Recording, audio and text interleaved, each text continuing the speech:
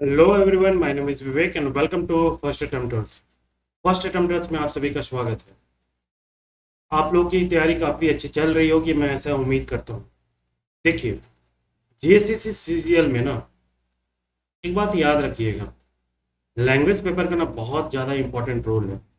कुछ लोगों का कहना है कि लैंग्वेज पेपर पे ही ज़्यादा ध्यान दिया जाएगा ना तो बड़ा दिक्कत हो जाएगा।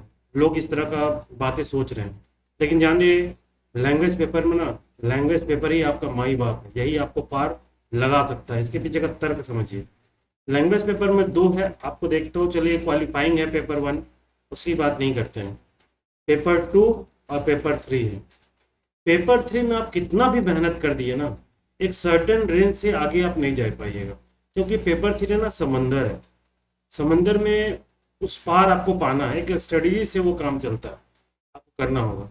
उसमें अगर आप कितना भी मेहनत कर दिएगा, जी तोड़ भी मेहनत कर दीजिएगा ना, क्वेश्चन कहाँ से पिक होके आएगा ये कह पाना बड़ा मुश्किल है।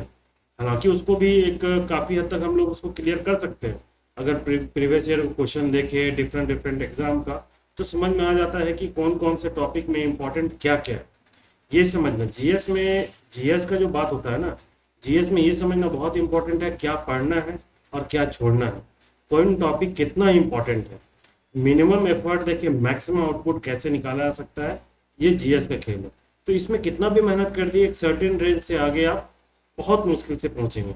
लेकिन वहीं पेपर टू में अगर आप मेहनत करते हैं ना, जी तोड़ अगर मेहनत करते हैं ना, तो आप 90 प्लस के रेंज में चल जाइएगा। तो कहीं ना कहीं ये आपका जो जीएस थ्री का जो भरपाई है ना, वो पेपर टू करेगा, इसलिए बहुत इंपॉर्टेंट रोल है। इन सब चीज़ों को समझिए। बाकी मेरे जो टेस्ट है, मैं ये टेस्ट जो बता रहा हूँ, डिस्कस कर रहा हूँ, बहुत अच्छा फीडबैक मिला। जो लोग मेरा परचेज नहीं किए हैं उसके द्वारा, उन लोगों के द्वारा भी बहुत अच्छा फीडबैक मिला है कि मेरा जो टेस्ट है ना, जो क्वेश्चन का जो पैटर्न है, वो काफ़ी स्टैंडर्ड है, आपको मार्केट में नहीं मिलने वाला। घिसा पीटा नहीं है, काफ़ी मेहनत लगती है इस टेस्ट को बनाने में। एक टेस्ट को बनाने में मुझे मिनिमम 2 दिन टाइम लगता है, 2 दिन, तब जाके 100 क्वेश्चन तैयार होते हैं।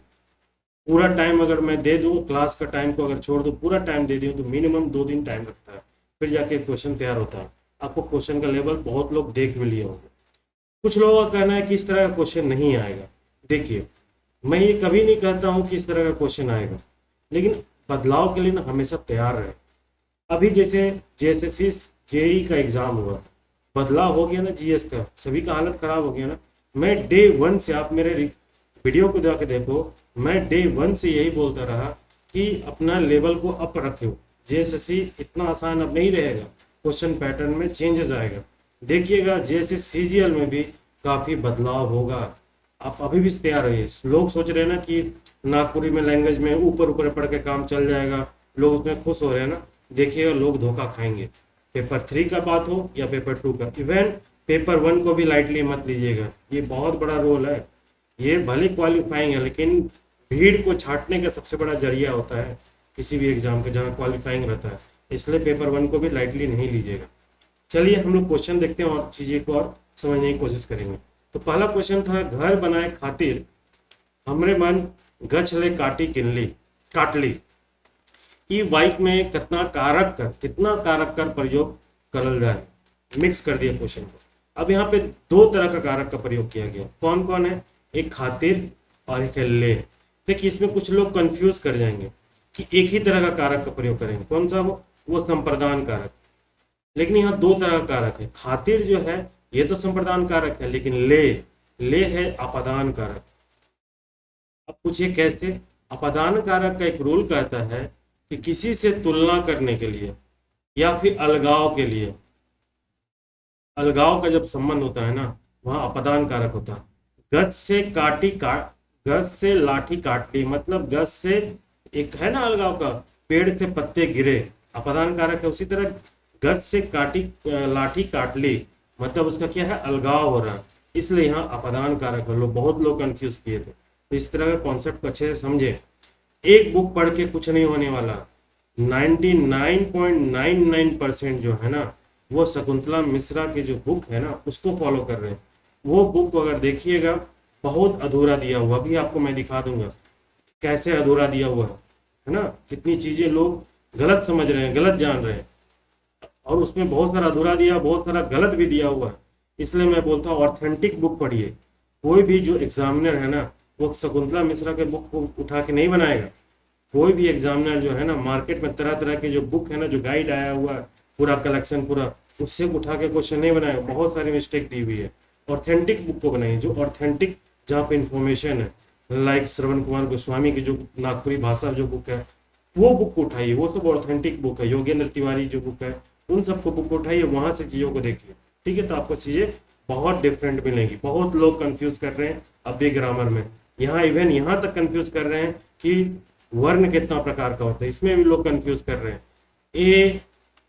ए और अ का जो बदला हुआ रूप है, इसमें लोग कंफ्यूज कर रहे हैं अभी भी, क्योंकि इस सब में कहीं पे भी डिटेल नहीं दिया हुआ है ना। वर्ण का किस वर्ण का क्या क्या बदला रूप है, कहीं नहीं दिया हुआ है इतना डिटेल में। लेकिन आपको मैं बता दूं, क्वेश्चन इतना आसान नहीं हो रहा। डिटेल में पढ़िए, शॉर्टकट में भागने की कोशिश कीजिएगा तो बर्बाद हो जाइएगा। क्योंकि झारखंड का कोई भरोसा नहीं, अभी वैकेंसी आई है, फिर कितनी साल बाद आएगी, कोई इसलिए कितनी साल आएगी, कितने साल बाद, इसकी कोई गारंटी नहीं है। इसलिए थोड़ा सा भी रिस्क मत लीजिए, है ना। तो पहला क्वेश्चन है, कौन कितने कारक का प्रयोग किया गया था, तो 2 कारक का प्रयोग किया। कौन कौन था, स्वप्रधान कारक था और ये ले का अपादान कारक। ठीक है, नेक्स्ट क्वेश्चन देखिए, इसमें क्या मिलान करने का है कारक के लिए। इसमें मैं पूरा फुल लेंथ टेस्ट है, ये फुल लेंथ। इसमें मैं वेटेज के हिसाब से गया था कि ग्रामर में कितना क्वेश्चन पूछना है, लोक साहित्य में कितना क्वेश्चन पूछना है ना, इस तरह का मैं दिया था। तो मैं ग्रामर में बेसिकली 25 से 30 क्वेश्चन का एवरेज मान के चला था, वेटेज दिया था ग्रामर के लिए। ग्रामर के सेक्शन में देखा जाए तो लगभग अराउंड 25-26 20 से 25 के बीच में टॉपिक है, एग्जैक्टली मुझे याद नहीं है। तो मैं मान के चल रहा हूँ एक एक 2-2 क्वेश्चन टॉपिक के हिसाब से मैं डाला था सबका। अब देखिए, ये क्वेश्चन है मिलान करना है। यहाँ क्या किया जा रहा है, आपसे कारक पूछा है, कारक का कि कौन कौन सा कारक दिया हुआ है। कुछ लोगों का कहना है कि देखिए इस तरह का क्वेश्चन तो आता नहीं है, वन लाइनर आता है। मैं एक बात बताता हूँ, हमेशा चेंजेस के लिए तैयार रहिए। ठीक है, दूसरी बात, एक बात बहुत लोगों में मैं बता ही देता हूँ, जब ये बात आ गई है, बहुत लोगों को यही पता नहीं है कि जो टेस्ट सीरीज होता है ना, टेस्ट सीरीज, उसका सही तरह से यूटिलाइज किया कैसे जाता है। टेस्ट सीरीज का मतलब कभी ये नहीं है कि आप 100 क्वेश्चन का ट्रैक्स में प्रैक्टिस किए, आपके 90 क्वेश्चन आ गए तो आप बहुत ज़्यादा वाह वाह एकदम सीना चौड़ा होकर चलो। इसका मतलब कभी नहीं है आपको लगे कि आपकी तैयारी बहुत अच्छी है।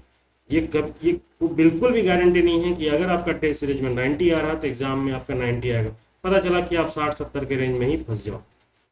टेस्ट सीरीज का हमेशा यही मतलब रहा है कि कैसे हर जगह हर टेस्ट से अपने आप को इम्प्रूव करें। पहला क्या है, अपने आप को इम्प्रूव करें। दूसरा है अपनी क्वालिटी को इंक्रीज, अपनी नॉलेज को इनरिच करें, इम्प्रूव करें, अपनी नॉलेज को इंक्रीज करें, अपना कॉन्सेप्ट को क्लियर करें। ये सब चीज होता है टेस्ट सीरीज का मतलब। टेस्ट सीरीज का मतलब ये होता है कि आपकी जो कमी हो रही है ना, फॉर एग्जाम्पल आप तुक्का मार रहे हैं तो क्या तुक्का सही हो रहा नहीं हो रहा, इन सब चीजों को परखना होता है। दूसरा बात, टेस्ट सीरीज में मान लीजिए कि आपका 100 क्वेश्चन है, 100 क्वेश्चन में 40 से 50 क्वेश्चन ऐसे होंगे जो शायद आप 100% सही बनोगे। उसमें से मान लो 20% क्वेश्चन ऐसे हैं जहाँ पे आपने तुक्का मारा और वो सही हुआ।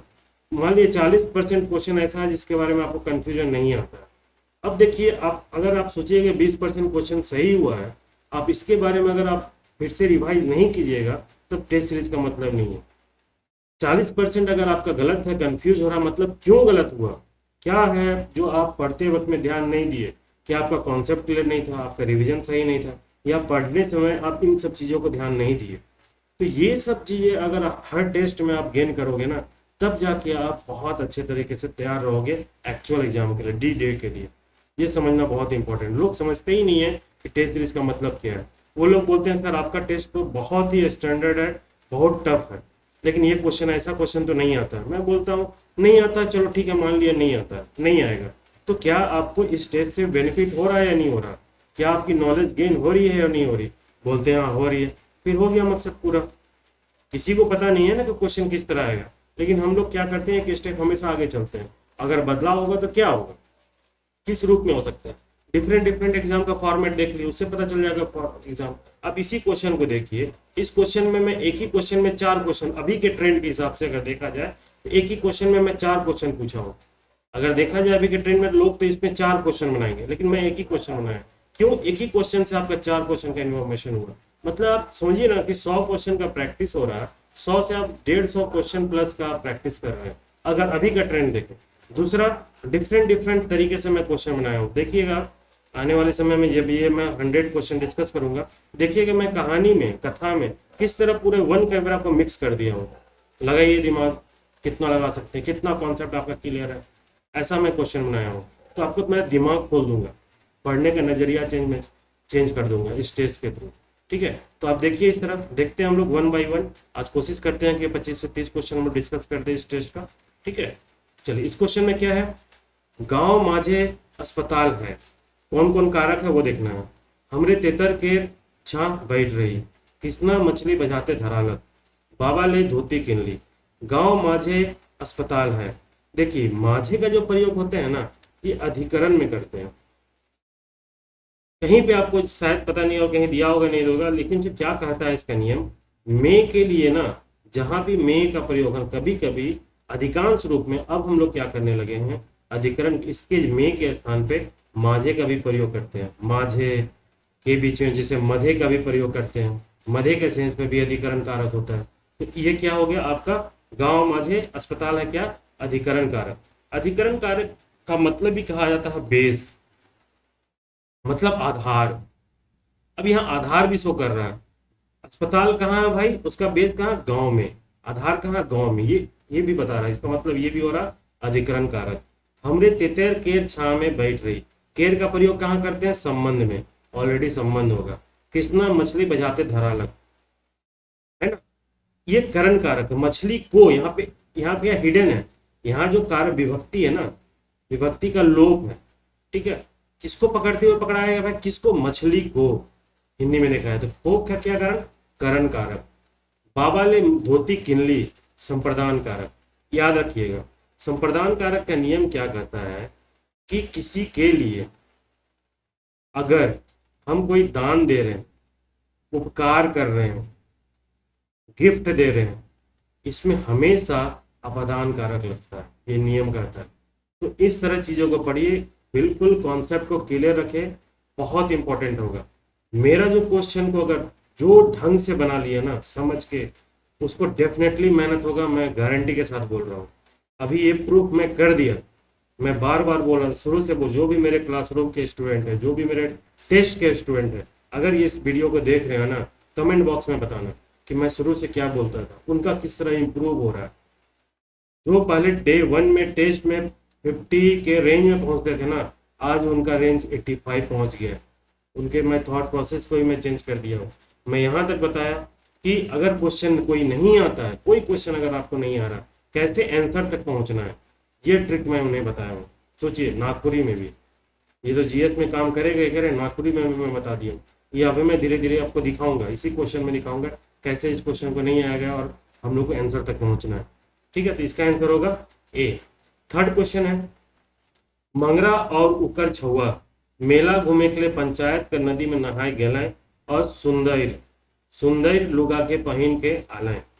ऊपरे देवल वाक्य में संज्ञा कर संबंध में कौन मिलान सही है के, मिलान कौन मिलान सही है के।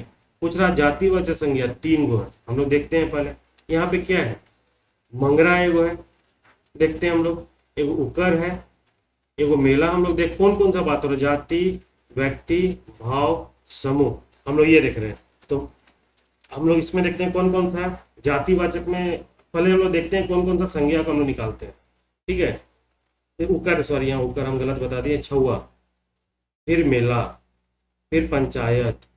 ठीक है, उसके बाद हम लोग कर दिए नदी, उसके बाद हम लोग कर दिए नहाए गए सुंदर लुगा, है ना। अब देखिए हम लोग इसमें निकालते हैं व्यक्तिवाचक संज्ञा। पहले मंगरा क्या है, व्यक्तिवाचक संज्ञा। छुआ क्या है, जातिवाचक संज्ञा। मेला क्या है, समूहवाचक संज्ञा। पंचायत क्या है, समूहवाचक संज्ञा। नदी क्या है, जातिवाचक संज्ञा। सुंदर क्या है, भाववाचक संज्ञा। अब हम लोग देखते हैं मंगरा जातिवाचक कितना है, जातिवाचक आपका है छुआ, नदी और एक लुगा, ये 3 चीज है आपका जातिवाचक संज्ञा। उसके बाद व्यक्तिवाचक संज्ञा क्या है, व्यक्तिवाचक संज्ञा आपका मंगरा। ठीक है, उसके बाद आपका है भाववाचक क्या है, भाववाचक आपका सुंदर। उसके बाद समूहवाचक क्या है? समूहवाचक आपका है पंचायत। ठीक है, तो इसका जो होगा, ये जातिवाचक सीन है 1 2 3, इसका 3 सही है। व्यक्तिवाचक 1 है, सही है। भाववाचक संज्ञा 1 है, बिल्कुल सही है। समूहवाचक संज्ञा 2 है। समूहवाचक संज्ञा मेला और पंचायत, मेला और पंचायत, सॉरी यहाँ मेला भी है, मेला और पंचायत, तो 2 को ये भी है। इसका मतलब चारों मिलान सही है, चारों मिलान सही है। देखिए इसी क्वेश्चन में आप कितना इंफॉर्मेशन का प्रैक्टिस किए, है ना। तो ये हुआ टेस्ट सीरीज का मतलब। तब से कभी मत भागिए, आपको कितना गेन हो रहा है ना, इस पे ध्यान रखिए। मैं दावे के साथ कहता हूँ ना, पूरे झारखंड में ना ऐसा टेस्ट आपको नहीं मिलेगा। मैं अपनी बड़ाई नहीं कर रहा हूँ, लोग कह रहे हैं, जो जान रहे हैं ना, वो बोल रहे हैं कि टेस्ट में दम है। अच्छे लोग जेपीएससी में लोग सेलेक्ट किए हुए मेरा टेस्ट को रिकमेंड कर रहे हैं, मेरे क्लास को रिकमेंड कर रहे हैं, तो इनके पास लोग अच्छी जानकारी मिल रही। मैं बहुत डिटेल वे में पढ़ाया हूँ, काफी डिटेल में, मैं एक बुक से नहीं, मैं व्याकरण के 3 4 ऑथेंटिक बुक को लेके मैं बताया हूँ। इसलिए मैं बोलता हूँ कि कौन कौन बुक में क्या गलत दिया हुआ है ना। मैं प्रूफ के साथ दिखाऊंगा जैसे जैसे क्वेश्चन आएगा। अगला क्वेश्चन है, वाइक में सर्वनाम कर प्रयोग कर ले का फायदा होएगा। चलिए तो सबको जानते हैं। संज्ञा कर घरी घरी प्रयोग से वाचक में, बिल्कुल सही है। वाइक रचना कर ललित रूप में सुंदर बढ़ायक में, बिल्कुल सही है। अगला है भाषण का निरस्ता के खत्म करे में, बिल्कुल सही है। तीनों का प्रयोग करते हैं डी, तो इसका आंसर इसका होगा डी। अगला देखते हैं, सर्वनाम के संबंध में हेठे देल कथन कर संबंध में विचार करो। सर्वनाम के संबंध में, अब सर्वनाम के संबंध में बोल रहा है, जो जो भी स्टेटमेंट दिया हुआ है उसमें हम लोग विचार करना चाहिए। देखिए यहाँ पे पूरा सर्वनाम का कॉन्सेप्ट है। कह रहा है क्या? पहला स्टेटमेंट कहता है आदर्श सूचक सर्वनाम नागपुरी भाषा का अद्भुत विशेषता है। देखिए आदर्श सूचक सर्वनाम हमेशा याद रखिएगा, जो आदर्श सूचक सर्वनाम है ना, नागपुरी का विशेषता है। क्योंकि आदर्श सूचक में हम लोग 3 चीज का प्रयोग करते हैं, तोरे, रौरे और एगो अपने। अपने, ये 3 चीज का प्रयोग करते हैं, जो नागपुरी भाषा का ना एक विशेषता है, जो कहीं प्रयोग नहीं किया जाता है। इसीलिए हिंदी का जो ये आपका हिंदी भाषा का जो स्वर्णाम है और नागपुरी भाषा का स्वर्णाम है ना, चेंजेस आ जाता है। नागपुरी भाषा में 7 प्रकार हो जाता है, तो हिंदी भाषा में 6 प्रकार। यही आदर्श सूचक एक डिफरेंस है। ये पूरा कॉन्सेप्ट आपका क्लियर हो गया। कोई भी अगर आपको पूछे, किसी रूप में पूछे ना, तो पूरा स्वर्णाम आपका कॉन्सेप्ट में है। ये मैं सिखाना चाह रहा हूँ, ये समझिए। क्वेश्चन नहीं आएगा, मान लिया, चलिए मान लेता हूँ, लेकिन इससे आपको क्लियर हुआ क्यों हुआ।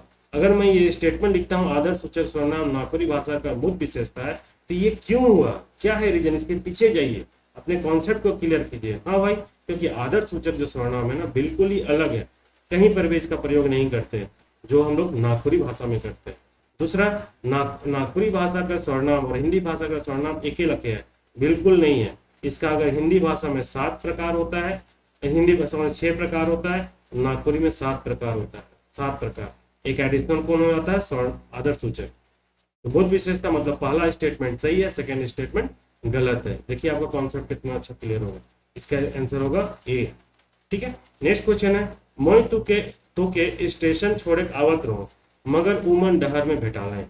ई वाक्य कौन सर्वनाम का सुपट प्रयोग है, किस सर्वनाम का प्रयोग किया गया? एक तो हो गया मोय, दूसरा हो गया तोके।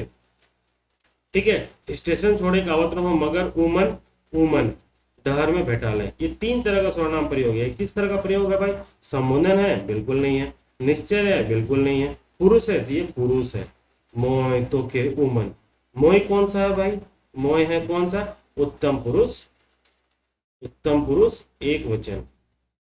ठीक है, तोके क्या है भाई? तोके ये भी हो जाएगा। उमन क्या, तोके क्या है भाई? ये मध्यम पुरुष एक वचन। ठीक है, उमन क्या होगा? ये अन्य पुरुष बहुवचन, अन्य पुरुष बहुवचन, है ना। तो ये किसका है? पुरुषवाचक का है, तो ये पुरुषवाचक हो गया। ठीक है, धरती कौन तरह का शब्द है, कि किस तरह का शब्द है? तत्सम शब्द है, देशज शब्द है, तद्भव शब्द है, या अर्ध तत्सम। यहाँ कहने का मतलब है ये अर्ध तत्सम है, अर्ध तत्सम। ठीक है, अब अर्थ, ये धरती कौन सा है? तद्भव शब्द है। पृथ्वी से, पृथ्वी कैसा शब्द है? तत्सम, इसी का तद्भव रूप है ना, इसी को तद्भव रूप अर्ध तत्सम। अब देखिए अर्ध तत्सम के बारे में देखिए, जो आधुनिक जो नागपुरी भाषा साहित्य है ना, आपका इनका सुधीर कुमार राय का, डॉक्टर सुधीर कुमार राय का, उन्हीं के बुक में सिर्फ अर्थ तत्सम दिया हुआ है, उन्हीं के बुक में सिर्फ अर्थ तत्सम दिया हुआ है और कहीं नहीं दिया हुआ है। अर्थ तत्सम के बारे में उनके बुक में बताया गया कि नागपुरी में एक अर्थ तत्सम भी होता है। ठीक है, ये ध्यान रखिएगा। तो बहुत सारा डिटेल में आपको मैं क्लियर करूंगा। अगला है गत शब्द कर विलोम शब्द नागपुरी में का हुई। गज का क्या होता है विलोम, बुधा होता है। गज का क्या होगा, बुधा होता है। चलिए ये तो बहुत स्पष्ट हो गया। अगला क्वेश्चन हम लोग देखते हैं, नागपुरी भाषा में विशेषण के संबंध में कौन कथन सही है। सारा विशेषण का निचोड़ यहाँ मिलेगा। ठीक है, हम लोग देखते हैं क्या है नागपुरी में। आपका कॉन्सेप्ट क्लियर कीजिए विशेषण से। विशेषण से सिर्फ ये नहीं होता है कि एक स्टेटमेंट देख लिए कौन सा विशेषण है कौन सा विशेष है, सिर्फ वो नहीं है, पूरा कॉन्सेप्ट को क्लियर कीजिए। क्वेश्चन कैसे आएगा ना, ये कहना बहुत मुश्किल है, इसलिए कॉन्सेप्ट पूरा क्लियर होना बहुत जरूरी है, तब जाके आप एक अच्छे लेवल पे तैयार रहोगे। रिस्क बिल्कुल भी मत लिए। अभी जेएसएससी का जेई का एग्जाम हुआ, आपको समझ में आ गया होगा बदलाव कैसे होगा। शुरू से जो इस चीज को मुझे फॉलो कर रहे हैं उन्हें पता चल गया होगा मैं कितनी बातें सही बोला हूँ कितनी गलत बोला हूँ। आप मेरे वीडियो में जाइए, जिस दिन से जेएसएससी का लिस्ट आया है ना, डे 1 में जो आया था आपका अप्रैल में एग्जाम था, उसी दिन का वीडियो देखिए, उसके अगला दिन का वीडियो। मैं बोल दिया था कि कोई अप्रैल में एग्जाम नहीं हो रहा, सितंबर अक्टूबर नवंबर से पहले कोई एग्जाम नहीं होने वाला। मैं डे 1 से मई का डेटा है उस दिन में मैं बोल दिया था एग्जाम नहीं होगा। जुलाई बोलने लगा, मैं बोल दिया एग्जाम नहीं होगा। अभी अगस्त हो, मैं अभी भी बोल रहा हूँ 21 अगस्त को एग्जाम नहीं होगा। नहीं होगा एग्जाम, लिख लेना आपको, नहीं होने वाला है एग्जाम। इसके पीछे का रीजन है, ठीक है, वो कभी हम लोग बाद में डिस्कस करेंगे। ठीक है, अभी जो बहुत लोग हवाबाजी कर रहे हैं ना कि सिलेबस चेंज हो रहा है, सिलेबस चेंज हो रहा है, कुछ नहीं हो रहा है सिलेबस चेंज। ठीक है, वो दूसरा चीज है, लोग मार्केट में हवा बना देते हैं, है ना, वो चीज समझिए। लोग इसके पीछे स्टूडेंट पागल हुए हैं। अरे भाई आपका काम है पढ़ना, पढ़ो चुपचाप। अगर इन सब चीजों में पढ़ोगे आप कुछ नहीं कर सकते हो। ठीक है, सब बोलते हैं कि आवाज उठाओ आवाज उठाओ, आपका काम आवाज उठाने का नहीं है। एक समझदार जो स्टूडेंट होता है जो निकालता है ना, चुपचाप बंद करने में चुपचाप बैठ के पढ़ता है। पहले वो भगत सिंह अभी नहीं बनेगा, पहले अपने पेट का व्यवस्था करेगा, बाद में वो भगत सिंह बनेगा। देखिए मेरी बात को शायद किसी को बुरा लग जाए, लेकिन मैं हार्ड रियलिटी बोल रहा हूँ, ये सच्चाई है। इसलिए अभी इन सब चीज़ों को मत पढ़िए, क्या हो रहा नहीं हो रहा मैं बाद में एक वीडियो में बनाऊंगा इसके लिए स्पेशली। ठीक है, अगला क्या है, नागपुरी में वचन विशेषण के संबंध में कौन कथन सही है। क्या है, नागपुरी में वचन और कारक कर कारण विशेषण में, वचन और कारक के कारण विशेषण में बदलाव आ जाएगा। ये स्टेटमेंट के बारे में देखते हैं। अगला है, नागपुरी सदानी व्याकरण कर मुताबिक विशेषण का 4 भेद होगा। एक हरिया परिमाणवाचक विशेषण है क्या, देवल तीनों गलत है क्या। हम लोग देखते हैं, पहला देखते हैं, नागपुरी में वचन और कारक के कारण विशेषण में बदलाव आ जाता है। स्टेटमेंट गलत है। क्यों, वचन और कारक के कारण बोल रहा हूँ, वचन और कारक के कारण विशेषण में बदलाव आता है। अब अगर मान लिया जाए एक वचन का कोई है, एक वचन का कोई व्यक्ति है, क्या विशेषण में बदलाव होगा। अगर बोल देंगे मेरे बारे में, मान लो विवेक, विवेक के लिए जो विशेषण है मान लो करिया, करिया विशेषण है, तो क्या इसके कारण हम लोग विशेषण में बदलाव होगा। विवेक के कारण नहीं हो ना, विवेक करिया या फिर सीता करिया, दोनों तो करिया ही है ना, तो बदलाव नहीं होगा तो स्टेटमेंट गलत हो गया। इस तरह से अपना कॉन्सेप्ट क्लियर। अगला क्या है, नागपुरी सदानी व्याकरण का मुताबिक, नागपुरी सदानी व्याकरण किसका है, शकुंतला मिश्रा। क्वेश्चन आता है पर्टिकुलर नाम देके उनके मुताबिक क्या लिखा गया है, इसलिए ये भी ध्यान रखिए। हमेशा जहां जहां डिफरेंट चीजें है ना, तो उनके मुताबिक उनके बुक का नाम लिख के अपने नोट्स में ऐड कीजिए। क्वेश्चन आता है कि नागपुरी सदानी व्याकरण जो शकुंतला मिश्र लिखी है, उनके मुताबिक विशेषण का 4 भेद होता है। 4 भेद नहीं होता, उनके मुताबिक 3 भेद होता है। 3 भेद कौन कौन है भाई, पहला है आपका सार्वनामिक विशेषण, सार्वनामिक विशेषण, ठीक है, इसके लिए वो विशेषण, इसके लिए वो 2 भेद बताई हैं। ठीक है, दूसरा होता है आपका संख्यावाचक विशेषण, संख्यावाचक विशेषण, इसके अंतर्गत उन्होंने तीन भेद बताया है। अगला बताया है गुणवाचक विशेषण, गुणवाचक विशेषण, इसके अंतर्गत उन्होंने 5 कैटेगरी को बताया। तो 3 तरह का भेद बताया नागपुरी सदानी व्याकरण शकुंतला मिश्रा के में। ये भी स्टेटमेंट गलत हो जाता है। समझ रहे कितना इन्फॉर्मेशन, एक ही क्वेश्चन में कितना इन्फॉर्मेशन आपको मिल रहा है। तो ये हुआ टेस्ट सीरीज का मतलब ना, आप कितना ज्यादा बेनिफिट रहो। अभी आप मत सोचिए कि क्वेश्चन इस तरह आएगा नहीं आएगा, बहुत टफ पूछा गया। अरे आपका ये सिलेबस में है ना, तो आपको क्यों गड़बड़ हो रहा है, मतलब कहीं ना कहीं आपकी कमी है, उस कमी को दूर करना है, बस दैट्स इट। ये कमी को दूर कीजिएगा, आपका बेहतर तैयारी होगा। एक हरिया परिमाणवाचक विशेषण है, क्या परिमाणवाचक, एक हरिया क्या है, संख्यावाचक है। क्या है, संख्यावाचक, जहां भी संख्या का बोध होता है उसको हम लोग कहते हैं संख्यावाचक। इसलिए तीनों स्टेटमेंट जो गलत होगा तो इसका आंसर होगा डी। नेक्स्ट है मिलान करूं क्या है भाई, चलिए इसमें जो इतना भी का जो विधा है, कविता कहानी, उसके लेखक के लिए मिलान करना है। वन हिरनी के बेटा, ऑब्वियसली पीटर शांति नौरंगी, पीटर शांति नौरंगी लिखे थे वन हिरनी के बेटा। चांद मुस्काए, चांद की तरह कौन मुस्कुराते थे भाई, द्वारिका प्रसाद। कोडिंग करिए। बिसाई कौन, अघौड़ी, अघौड़ी, अखौरी लिखा हुआ है ना, अखौरी, यहाँ क्या होगा अखौरी, ये हम लोग क्या कहते हैं अघोड़ी से, अघोड़ी। अघोड़ी क्या होता है, भूत प्रेत वाला ना। बिसाई क्या होता है टाइम, उससे अपना कांटेक्ट कर लीजिए। समय सोना है कि समय किसको कौन मानते थे, बसंती, तुम्हारी बसंती का जो समय था ना वो सोना था। इस तरह कोडिंग करके भी आप चीजों को समझ सकते हैं, ठीक है। इसका आंसर क्या हो जाएगा, ए का 2, ए का 2, 2 का 1, 3 का 4 और डी का 3, मतलब बी इसका आंसर होगा, राइट आंसर, ठीक है। नेक्स्ट क्वेश्चन हम लोग देखते हैं। तोय तोय मोके कतनो नापसंद कर, मोर मगर मोय तो आबे कर। ई वाइक में कौन शब्द में उपसर्ग जुटल है, इसमें बोला गया है कौन शब्द में उपसर्ग जुटल है।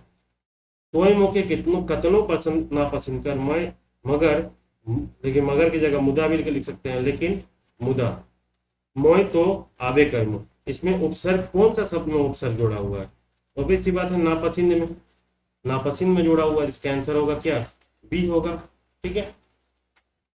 चलिए अगला क्वेश्चन है, देवल में से कौन नागपुरी प्रत्यय न लागे, कौन सा प्रत्यय नागपुरी प्रत्यय न लागे। वहा बिल्कुल होता है, वास बिल्कुल होता है, देवल सब है तो ये तो होगा नहीं, इसका मतलब आंसर ये होगा।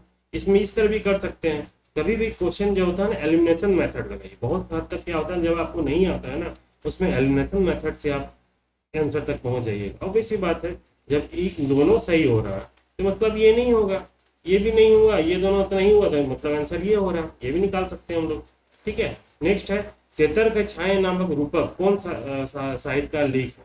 ये तेतर के छाए ध्यान श्रवण कुमार गोस्वामी लिखे थे 1958 में, रांची जो आकाशवाणी रांची है ना उनके लिए लिखे थे, उसके लिए ये रूपक किए थे। और इसमें कुछ पार्टिसिपेट भी किए हैं, किसी तरह का कुछ योगदान है, संपादन भी किए हैं, ये कौन, श्रवण कुमार गोस्वामी, ठीक है। हेठे देवल नागपुरी व्याकरण का प्रकाशन बरिश कर अनुसार क्रम में बताओ, मतलब कौन सा व्याकरण का बुक सबसे पहले हुआ था, कौन सा सबसे बाद में, ये व्याकरण का बुक हम लोग उसको सीक्वेंस से बताना है। तो सबसे पहला ग्रामर ऑफ, ये ऑफ सॉरी मिसप्रिंट है, of, grammar of the Nagpuria Sadani language, ये हुआ था 1914 में। नागपुरी भाषा और साहित्य ये हुआ था 1959 में। लैंग्वेज हैंडबुक सदानी ये हुआ था 1931 में। नागपुरी सदानी व्याकरण कर बोली कर व्याकरण ये हुआ था 1965 में। मतलब ये सीक्वेंस में ही है, एक अच्छा ये एक होगा 3 2 4, 1 3 2 4, 1 3 2 4, B, B is the right answer, ठीक है। नेक्स्ट क्वेश्चन है, कौन साहित्यकार नागपुरिया के बिहारी कर चौथी भाषा के रूप में मायने, कौन साहित्यकार नागपुरिया के बिहारी कर चौथी भाषा के रूप में मायने, चौथी भाषा के रूप में। देखिए ग्रेशन साहब जो थे वो तो खुद ही बोले थे कि नागपुरी की जो बिहार नागपुरी भाषा जो है ना, बिहारी की जो भोजपुरी है, भोजपुरी उसी के अंतर्गत आता है, उसी की उप बोली है, भोजपुरी की उप बोली है। तो ये तो मानते नहीं थे भाई, ठीक है, चौथी भाषा तो मानते नहीं थे। केसरी कुमार सिंह ने ये बोले थे ये मगध, मगध की उप बोली है, याद रखिए ये मगध की उप बोली है। केसरी कुमार सिंह बोले थे मगध के निकट है बोला गया था, ये भी होगा नहीं। तीसरा देवल में कोनो नहीं, ये भी होगा नहीं। रेवण बुकावट साहब, जो नागपुरी की चौथी जो भाषा है ना, ये बेसिकली डॉक्टर श्रवण कुमार गोस्वामी की देन है, श्रवण कुमार गोस्वामी, ये लगभग सबको ही जानते होंगे। लेकिन बहुत कम लोग जानते हैं कि रेवण बुकावट का भी मानना था, जो माइन है यहाँ क्या माने हैं, कौन माने भाई, रेवण बुकावट साहब भी माने थे कि बिहारी की जो चौथी भाषा नागपुरी भाषा है, नागपुरिया बोली है। तो याद रखिए श्रवण कुमार गोस्वामी, इन्होंने तो ये प्रूव ही कर दिया था कि चौथी भाषा है। किसमें भाई, अपना रिसर्च में पीएचडी किए थे, जो 1970s में पीएचडी किया था, और इसका जो प्रकाशन हुआ था 1976 में। 2 बुक थे उसके, जिनका नागपुरी और उसका श्रेष्ठ साहित्य। इनका पीएचडी का विषय क्या था, पीएचडी का विषय था नागपुरी, नागपुरी और उसका श्रेष्ठ साहित्य, और श्रेष्ठ साहित्य, उसका श्रेष्ठ साहित्य। ठीक है, इसी का जो प्रकाशन हुआ था ना, ये दो बुक में हुआ था। एक हुआ था आपको नागपुरी भाषा, नागपुरी भाषा, ये व्याकरण की बुक है, इसी में सारा डिटेल दिया हुआ है। इस डिटेल को अच्छे समझिए, आपको समझ में आएगा कि आपका वर्ण ध्वनि कितना, ये क्या क्या क्या नियम होता है। बहुत कुछ चेंजेज है जो लोग अलग अलग लिखे हुए हैं आज के डेट में। जो एग्जामिनर है ना, यही सब बुक को पकड़ेगा। कोई शकुंतला मैडम, कोई सुधीर कुमार राय की बुक, गाइड की बुक नहीं पकड़ने वाला, या फिर कितना खालिद अहमद किसका इसका बुक आया हुआ मार्केट में, उन सब का बुक नहीं पकड़ने वाले। वो गाइड के रूप में है। गाइड को कभी ऑथेंटिक नहीं होती है।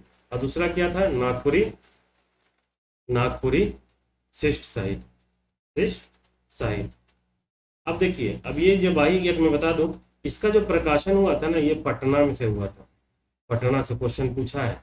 इसका जो प्रकाशन हुआ था ये नई दिल्ली से हुआ था, ये भी समझिए। ये हुआ था 1976 में, और ये भी 1975-76 में ये भी हुआ था प्रकाशन। ठीक है, 76 ही मानिए। तो इस तरह की भी चीजें, इतनी सारी चीजों का इन्फॉर्मेशन आपको ध्यान रखना चाहिए। ठीक है, नेक्स्ट क्वेश्चन, इसका आंसर होगा सी। नेक्स्ट क्वेश्चन है, ओकारांत पुल्लिंग शब्द में का जोड़ के स्त्रीलिंग बनाल जाएगा। क्या जोड़ते हैं और स्त्रीलिंग बनाया जाता है? क्या जोड़ते हैं? वाइन। जैसे महतो, महतो का क्या हो गया? महतो वाइन, महतवाइन, महतवाइन। तो क्या होगा? वाइन जोड़ के बनाया जाता है, नॉट ई नॉट ई का। ठीक है, अगला क्या है, हेठे टेबल में कौन एगो पद समूह बाकी तीनों पद से अलग है? कौन एगो पद समूह जो है ना, बाकी तीनों से अलग है। ठीक है, वो आप लोग को इसमें ध्यान देना है। कौन सा एक पद समूह है, देखते हैं हम लोग। अड़िया ढाई, रास्ता डहर, नौकर दास, साल बचत। ये सब क्या है? समानार्थी शब्द है। ये सब क्या है? समानार्थी है। ये भी क्या है? समानार्थी है। ये भी क्या है? समानार्थी है ना, सेम सब, सेम है। बी सी डी तीनों एक है, समानार्थी। लेकिन ये क्या है? ये आपका है स्त्रीलिंग और पुल्लिंग, पुल्लिंग और स्त्रीलिंग। ठीक है, पुल्लिंग स्त्रीलिंग में ये दिया गया। ठीक है, तो ये चीज ध्यान रखिए। अड़िया ढाई विलोम शब्द के रूप में, कौन होगा? विलोम शब्द के रूप में अड़िया ढाई। अगला देखते हैं हम लोग, क्रिया विशेषण के संबंध में हेठे टेबल में कौन मिलान सही है? के नागपुरी सदानी बोलीकर व्याकरण, उसमें कितना भेद बताया गया है? नागपुरी भाषा का संक्षिप्त परिचय, उसमें कितना भेद है? किताब और भेद कौन कौन दिया गया वो देखते हैं हम लोग। नागपुरी सदानी बोलीकर व्याकरण, इसमें 5 भेद बताया गया, सही है। नागपुरी भाषा का संक्षिप्त परिचय, इसमें 4 तरह का भेद बताया गया। कौन सा एक भेद को नहीं माना गया है? इन दोनों में डिफरेंस क्या था? नागपुरी सदानी बोली के व्याकरण में 5 भेद है, और नागपुरी भाषा का संक्षिप्त इसमें 4 भेद है। इसमें दोनों में से एक ही अंतर है। 5 में ना एक दिशावाचक, दिशावाचक को ऐड किया गया, लेकिन ये जो नागपुरी भाषा संक्षिप्त परिचय है ना, इसमें 4 भेद है। दिशावाचक को ये नहीं माने। दिशावाचक को ना बेसिकली स्थानवाचक के कैटेगरी में ही इनको माने, यही डिफरेंस है। तो ये देखिए क्वेश्चन पूछा है कि ना, इसमें किसी में क्वेश्चन पूछा है, थिंक दरोगा या कोई एग्जाम में क्वेश्चन पूछा है, मुझे याद नहीं आ रहा किसमें एग्जाम पूछा है। पूछा गया था नागपुरी सदानी बोली के व्याकरण के हिसाब से क्रिया विशेषण का कितना भेद होगा, ऐसा करके क्वेश्चन पूछा है। ठीक है, इसका दोनों सही होगा, B is the right answer, है ना। देखिए कितना, एक ही क्वेश्चन में कितना इन्फॉर्मेशन आपको मिल रहा है। तो प्रैक्टिस यहाँ से कीजिए ना।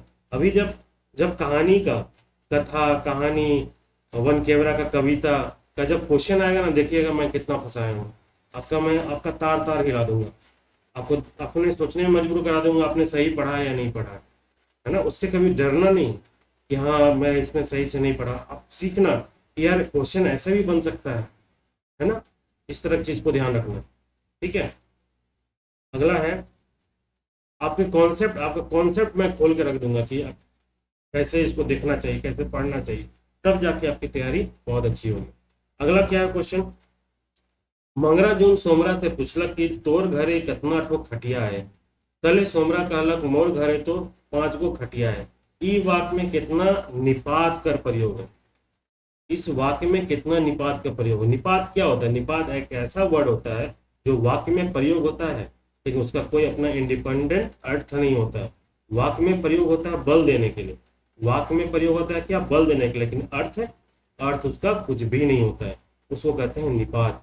जैसे हो गया जून, तो ठीक है, ये सब क्या हो गया तुम्हारा निपात। हो, गो, ये सब निपात होगा। क्या बोलता? मंगरा जून सोमरा से पूछला कि तोर घरे कितना ठो खटिया है, तले सोमरा कहलक मोर घरे, तो 5 गो खटिया है। इसमें बोला कि निपात कितना तरह का प्रयोग किया, इसमें कहूँगा जून हो गए 1 2 3 4, 4 तरह के निपात का प्रयोग, इसका आंसर होगा 4 गो। राइट। क्या बोलता है, ई तैर काले कर ले बाबू, अब चल अब झटपट हुंचोवे इकर में डाल। प्रस्तुत वाक्य में रेखांकित पद क्या है, पद का है के ई तैर, झटपट हुंचोवे क्या है भाई, रीतिवाचक क्रिया विशेषण जो रीति ढंग को बता रहा है।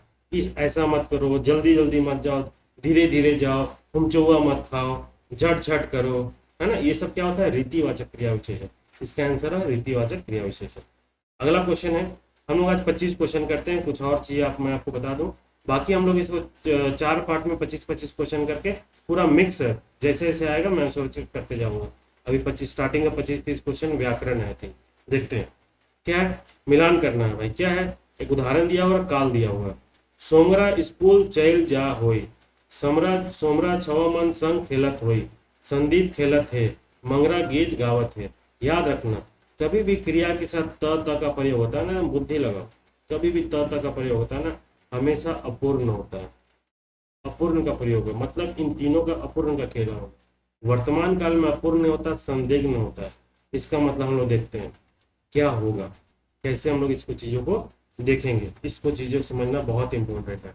क्या बोलता है अगला क्वेश्चन, सोमरा स्कूल चल जाए होई, मतलब क्या है, संदिग्ध होता है। चल जा होई मतलब कि संदिग्ध, संदेह है कि गया होगा कि नहीं गया होगा, चल गया था होगा या नहीं गया होगा, संदेह, संदिग्ध है, तो संदिग्ध भूतकाल होगा, पहला का 1।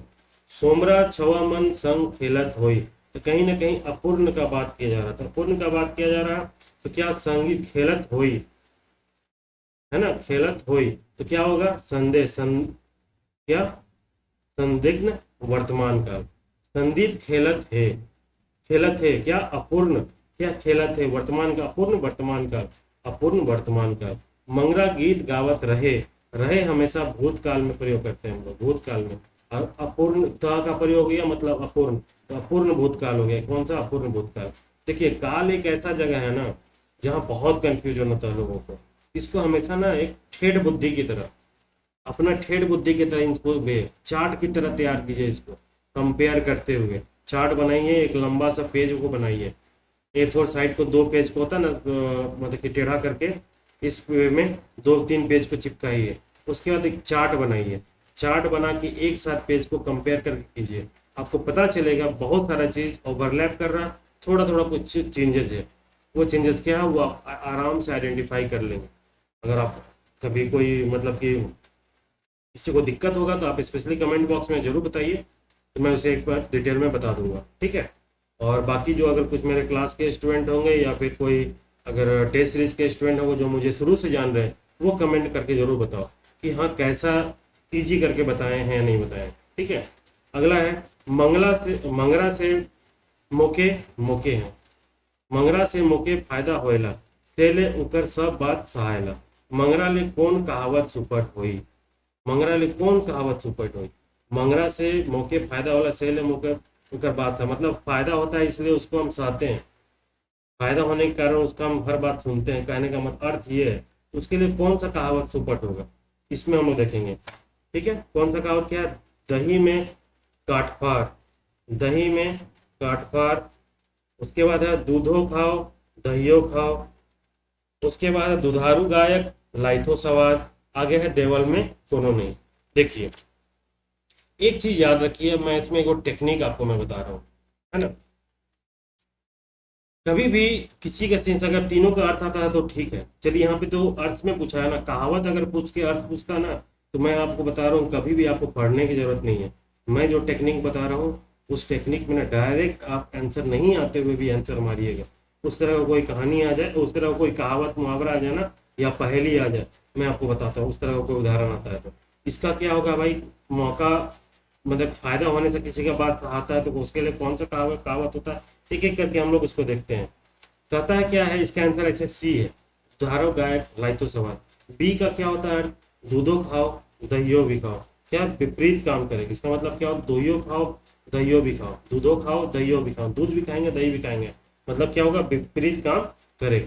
उल्टा काम, दूध और दही क्या आपस में उल्टा है, इसको कहते हैं विपरीत काम, विपरीत काम करे। दही में गांठफाड़, इसका मतलब होता है नीच चाहल आदमी के हमेशा करे होए, मतलब जिसको हम पसंद नहीं, दही में गांठफाड़ मतलब नहीं चाहते हुए आदमी को भी शामिल करना, है ना, इसका अर्थ ये होता है दही गांठफाड़। इस जो क्वेश्चन है इसका आंसर होगा दुधारो गायक लाई तो सवार। अगला नेक्स्ट क्वेश्चन है, ढकनी पानी में डूब मोरे ई नागपुरी भाषा कौन विधा में होता है। ढकनी पानी में डूब मोरे, इसका होता है आपका कहावत, मुहावरा, पहेली, मंत्र। इसका जो कौन भी आता है, ढकनी पानी में डूब मोरे, मुहावरा के कैटेगरी में आता है, मुहावरे विधा में आता है। ठीक है, नेक्स्ट क्वेश्चन है, माटी कर कुंभा दुई गो दूरा, है ना, देवल कहानी का अर्थ किसकर से संबंधित है। माटी का, इसका बेसिकली होता है नाक, किससे होगा, मानव अंग से संबंधित, पशु पक्षी से नहीं होगा, खान पान से नहीं होगा, खेती बाड़ी से नहीं, ये इसका अर्थ क्या होता है, नाक, मानव अंग से संबंधित। अगला क्वेश्चन है, लोकगीत का आत्मा, लोकगीत का आत्मा लोक संगीत है कि प्रस्तुतवाद कथन कौन साहित्यकार के देन है कि। लोकगीत का आत्मा लोक संगीत है कि ये कहावत जो है, कथन जो है डॉक्टर कृष्ण उपाध्याय का किया हुआ। देखिए बहुत कंफ्यूजन होता है कि लोक साहित्य को कैसे तैयार करें। देखिए लोक साहित्य को हमेशा कंपेयर करके तैयार कीजिए। लोग क्या करते हैं, एक बार लोक कथा को पूरा पढ़ते हैं, फिर लोकगीत को पूरा करते हैं, फिर कहावत को पूरा पढ़ेंगे, फिर मुहावरा को पढ़ेंगे, क्या होगा ना, हौच पौच हो जाएगा। क्या कीजिए ना, एक बार पढ़िए लोक साहित्य का, लोक साहित्य का एक पार्ट पढ़िए, मतलब कुछ statement by suppose for example साहित्य को ना, लोक साहित्य में कौन कौन सा चाहिए आ रहा है, लोक साहित्य आ रहा, फिर आता है क्या, लोक कथा, फिर आएगा क्या, लोकगीत, देखिए इस चीज को, फिर आएगा क्या, कहावत, फिर आएगा क्या, मुहावरा, फिर क्या आएगा, पहेली। हाँ, अभी लोक कथा के अंदर में ही आएगा क्या, अभी लोक साहित्य के अंतर्गत ही क्या दो चीज हम लोग देखेंगे, एक लोक साहित्य देखेंगे, एक देखेंगे श्रेष्ठ साहित्य देखेंगे। अब सबसे पहले तैयार किए विशेषता, फीचर्स, मीनिंग, डेफिनेशन, एक साथ सबका तैयार कीजिए।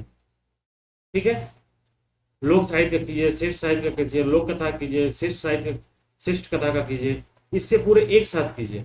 अगर सेकेंड टाइम स्टेटमेंट कर रहे हैं ना, कथन को एक बार कीजिए। जैसे मान लीजिए पकड़े हम, जैसे कृष्णदेव उपाध्याय, अगर पहला देखें कृष्णदेव उपाध्याय, कृष्णदेव उपाध्याय, है ना, तो पहले हम लोग देखेंगे कृष्णदेव उपाध्याय लोक साहित्य के बारे में क्या बोला, श्रेष्ठ साहित्य के बारे में क्या बोला, लोक कथा के बारे में क्या बोला, लोकगीत के बारे में क्या बोला, कहावत के बारे में क्या बोला, मुहावरा के बारे में क्या बोला, पहेली के बारे में क्या बोला।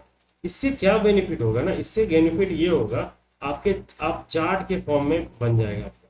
तो जब कंपेयर कीजिएगा पता चलेगा ना, कोई किसी के बारे में बोला है, कोई किसी के बारे में नहीं बोला, फिर आपको बहुत सिंप्लीफाई हो जाएगा, रटना नहीं पड़ेगा। 10 बार रिविजन कीजिएगा, चीजें क्लियर हो जाएंगी। इस तरह से लोक साहित्य को तैयार कीजिए। लोक साहित्य को तैयार करने का सबसे बेस्ट तरीका यही है, कंपेरिजन के फॉर्म में सेगमेंट वाइज कीजिए।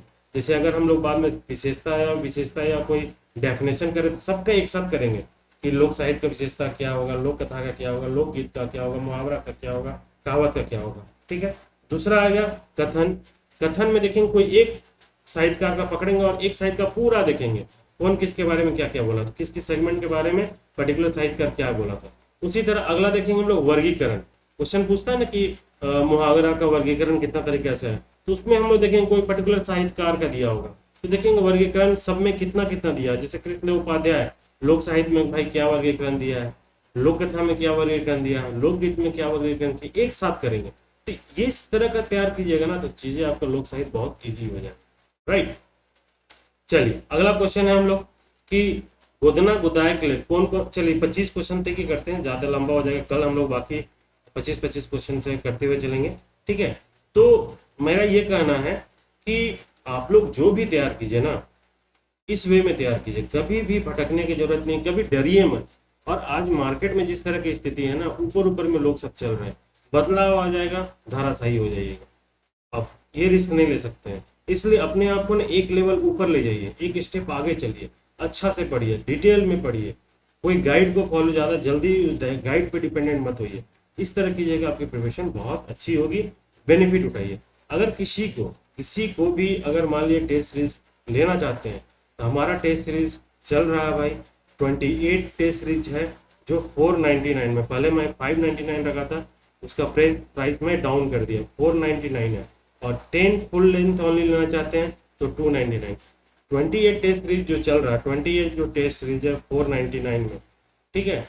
499 में इसमें सेक्शनल भी है और फुल लेंथ भी है, और सेक्शनल को बहुत अच्छे से डिटेल में किया गया है। इसका आप देखिएगा कि इसी मतलब कि आपका शेड्यूल दिया हुआ था, मैं दिखाता हूँ शेड्यूल, है ना।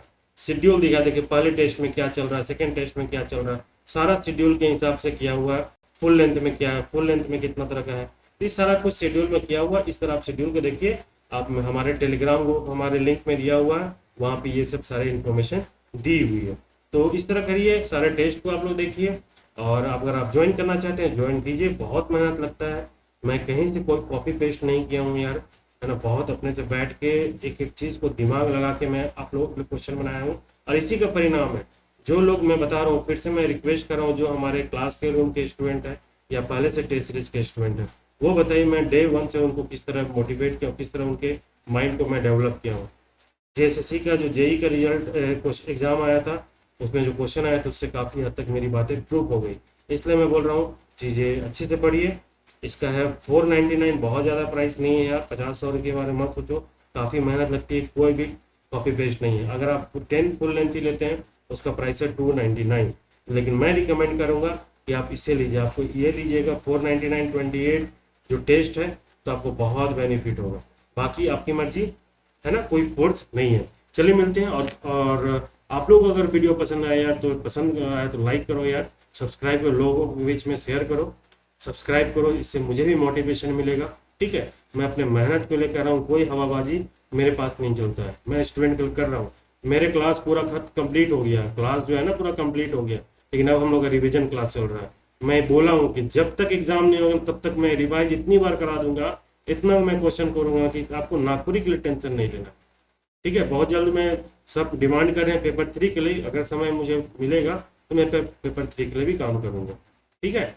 यही रिजल्ट है, यही रीजन है कि मेरा जेपीएससी का जो बैच था ना, 25 स्टूडेंट में 21 स्टूडेंट का सिलेक्शन अनऑफिशियली बैच में अनाउंस किया था। मतलब कि जो दोस्त लोग थे, उसके जो भाई बहन, उसी सबसे शुरुआत हुआ था। 21 लोगों का प्रीलिम्स हुआ था। इसी थॉट प्रोसेस से मैं उन लोगों को डे 1 से तैयार किया था कि चेंजेस होगा, उसके लिए तैयार रहो, है ना। तो ये है सारा प्रोग्राम। अगर आप लोगों को पसंद आता हो यार तो सब्सक्राइब करो, लाइक करो यार, शेयर करो, ताकि मुझे भी मोटिवेशन मिले।